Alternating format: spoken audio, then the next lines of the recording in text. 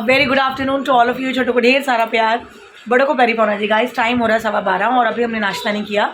Aarav just अभी 2 minute पहले सो के उठा और मेरा ना अकेले नाश्ता करने का मन नहीं कर रहा था, तो मैं अपना ब्लॉग एडिट करने अपलोड करने बैठ गई। फिर 2-4 रीलें वगैरह देखने बैठ गई, इंस्टाग्राम चला लिया। टाइम सारा दिन वेला है। और एक्चुअली आज मुझे ना अभी सफाई की भी कोई टेंशन नहीं, क्योंकि आज ब्रूनो की कटिंग होनी है। इसके हेयर कट होंगे, इसके नेल्स कट होंगे, तो वो सारा खिलाना तो पड़ना ही पड़ना है। मैं अभी सफाई कर लूँ, दोबारा फिर मुझे करनी पड़ेगी, तो इसीलिए अभी सफाई डॉक्टर अंकल के आके जाने के बाद करेंगे।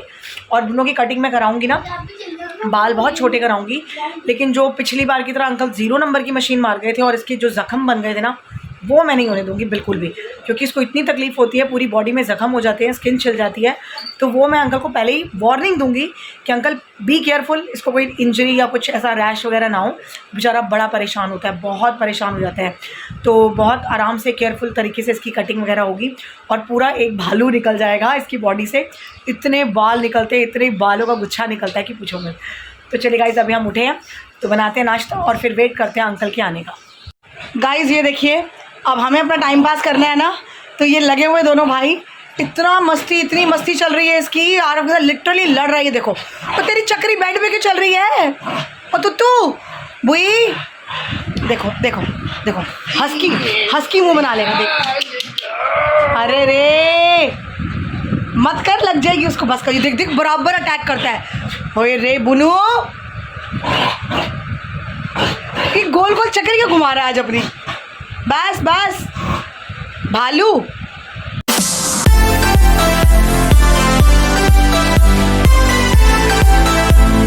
गाइज अभी टाइम हो रहा है शाम के 5 और आज हमारे डॉक्टर अंकल ने हमें इतना बुरी तरह लटका दिया।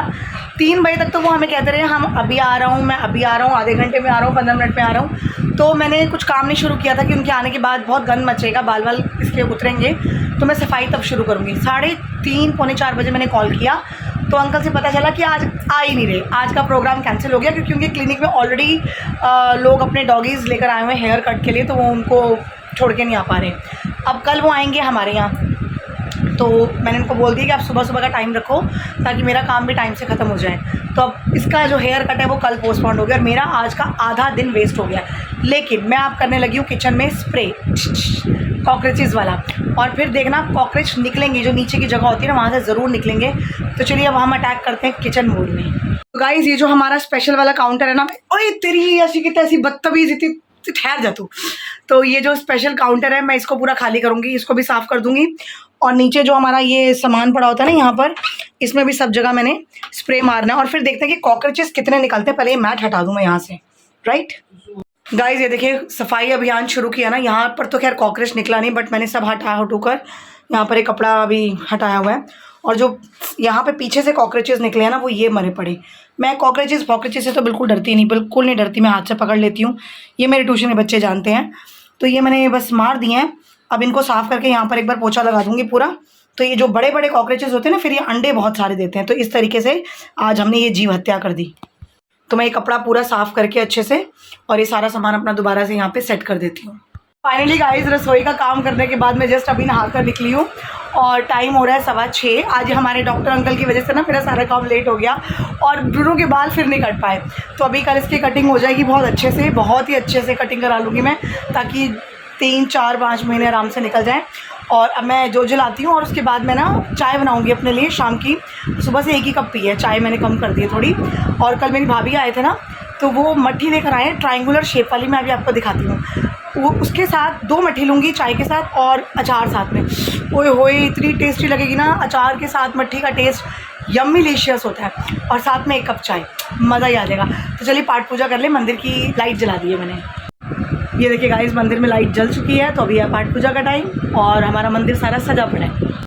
गाइस पाठ पूजा करने के बाद चाय बनाई गई है और ये मठियाँ ना बहुत छोटी छोटी हैं बट टेस्टी बहुत है। ये देखिए, तो मैंने कहा 2 से मेरा कुछ नहीं होने वाला, तो मैंने 3 ले ली हैं। तो चाय के साथ ये छोटी वाली मठियाँ बहुत ही टेस्टी हैं और साथ में थोड़ा सा अचार। और मैं लगाऊंगी टीवी में, भाभी जी घर पे हैं बहुत टाइम बाद। जब लॉकडाउन हुआ था आज से कुछ 4-5 साल पहले, तो हम लोग ये बहुत देखते थे, भाभी जी घर पे हैं। ये क्या हो गया, बोदियाँ क्यों खड़ी हो गई मेरी? हाँ, तो भाभी जी घर पे हैं। जो पुरानी वाली भाभी जी बनती थी ना, अंगूरी भाभी, वो वाला एपिसोड लगाऊंगी और वो देखूंगी खाते खाते। और मुझे ऐसे कॉमेडी प्रोग्राम्स ना light and healthy and clean बड़े अच्छे लगते हैं। तो पहले ये देखिए अचार, शाम को ऐसा कुछ यमी टेस्टी डिलीशियस खाने को मिल जाए ना मज़ा आ जाता है। तो चलिए खाते खाते हम देखते हैं अंगूरी भाभी। गाइस मैंने ना अमेज़ॉन से आरव के लिए एक जैकेट मंगवाई थी, हुडी वाली, जो ये जिम पहन कर जाएगा, क्योंकि वो जिम में होता है ना स्वेट, नहीं कौन सी टी शर्ट होती है तेरी, कंप्रेशन के ऊपर पहनने वाली, होता होगा इन कुछ जिम वालों का कुछ स्टाइल वगैरह, मुझे तो इतनी नॉलेज है नहीं इस चीज़ की। तो मैं अभी खोल कर देखती हूँ, जस्ट अभी देकर गया, और मैं यही कोशिश कर रही थी कि इसके जाने से पहले आ जाए। तो अभी इसको खोलते हैं।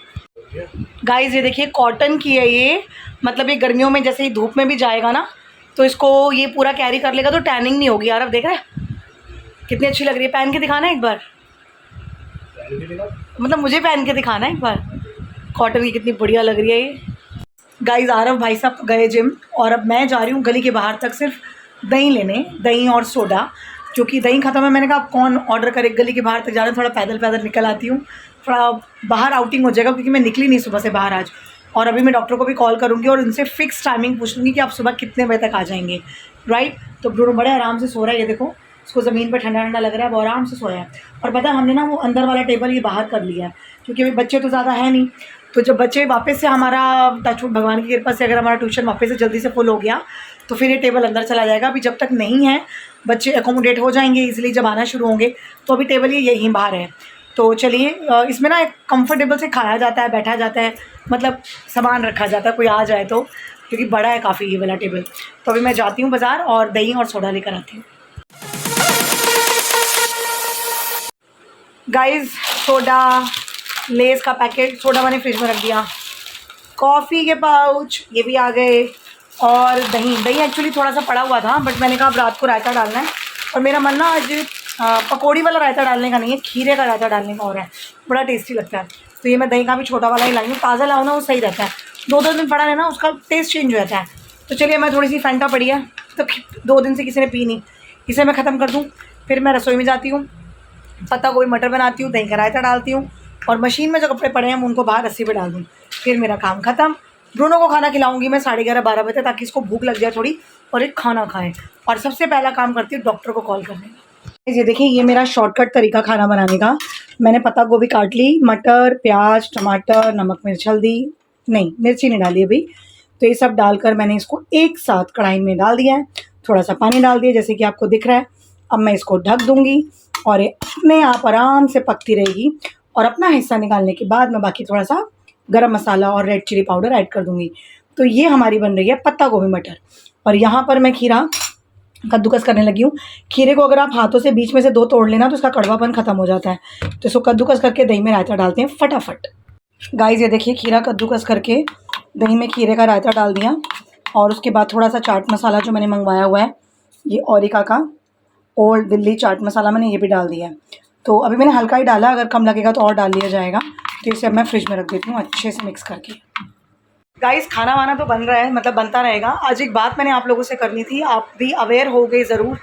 ये जो मेरठ का कांड हुआ है, मतलब जिसमें लड़की ने अपने हस्बैंड को काट कूट के 15 टुकड़ों में एक टैंक में डालकर सीमेंट से कवर कर दिया बॉयफ्रेंड के चक्कर में, और लड़की मैरिड है और बच्चा एक छोटा बेटी है उसकी। मतलब हमारी सोसाइटी कहाँ जा रही है मुझे तो समझ में ही नहीं आता। Well reputed family, navy officer है लड़का, मतलब था, और क्या सोचते हैं आजकल के लोग और क्या नहीं सोचते और क्या कर देते हैं। अब जो कुछ भी उसने किया लड़की ने, पूरी लाइफ ख़त्म उसकी, सोशल मीडिया पे इतना हाईलाइट हो रहा है, फेस भी दिखाया गया है, सब कुछ ख़त्म, फैमिली गई, बच्चा गया, माँ बाप गए, ससुराल वाले गए, तो लाइफ में कुछ नहीं बचा। और जो बॉयफ्रेंड वो भी झंगेड़ी खंगेड़ी सा, मैं क्या बोलूँ, मैं यूट्यूब पे बोल रही हूँ, मैं ज़्यादा बोल नहीं सकती, वरना जो भावनाएं मेरे मन से निकल रही है ना, मैं न्यूज़ देखती हूँ ना, मेरा मन करता है मैं टीवी तोड़ के न्यूज़ चैनल के अंदर घुसूँ और दोनों की मुंडी पकड़ के जो मैं मरोड़ूँ ना, आई कांट टेल यू ना, ये चीज़ें बर्दाश्त के बाहर हैं।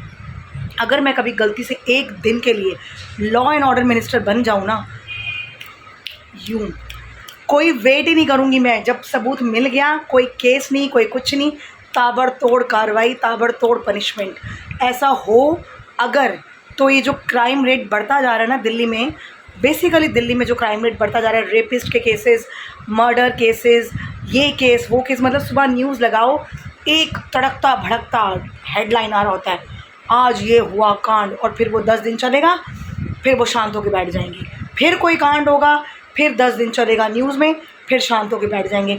और पता है ना, पैसा खिलाएंगे, बच जाएंगे, छूट जाएंगे, ज़्यादा से ज़्यादा साल भर की सज़ा, कुछ होना तो है नहीं।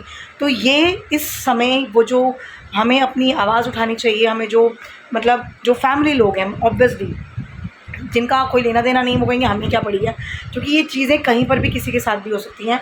तो you should know what is going on around you. आपको पता होना चाहिए आपके बच्चों की लाइफ में आपके आसपास क्या हो रहा है और क्या नहीं। You should be very much alert. कुछ भी गलत दिखे, talk to your family, talk to your parents, you must talk to them, क्योंकि वो कहीं ना कहीं मदर्स को इंट्यूशन हो जाती है। और ये कहा जाता है कि जो दुनिया की बेस्ट एस्ट्रोलॉजर्स होती हैं वो बच्चों के लिए सबसे पहले उनकी मदर्स होती हैं। अब बच्चे समझें इस चीज़ को तो समझ में आए, वरना जो माएँ एक बार बोल देती है ना कि ये गलत है, वो गलत साबित होता है। तो चलिए, ये तो मेरी भावनाएँ थी। मेरे ना पेट में सुबह से बटरफ्लाइज उड़ रही थी कि मैं ये बोलूँ कि ना बोलूँ, बट देखो बटरफ्लाई उड़ रही थी, तो मैंने कहा नहीं बोल ही देती हूँ ना, वरना मरोड़ पड़ते रहेंगे पेट में। तो इसलिए मैंने अपनी भावनाएं निकाल दी, तो थोड़ा रिलीफ फील हो रहा है। बट अब मैं न्यूज़ नहीं लगाऊंगी, मेरे हस्बैंड के आने का टाइम है, क्योंकि वो न्यूज़ देख देख के ना टीवी में घुसने का मन करता है मेरा, सीरियसली।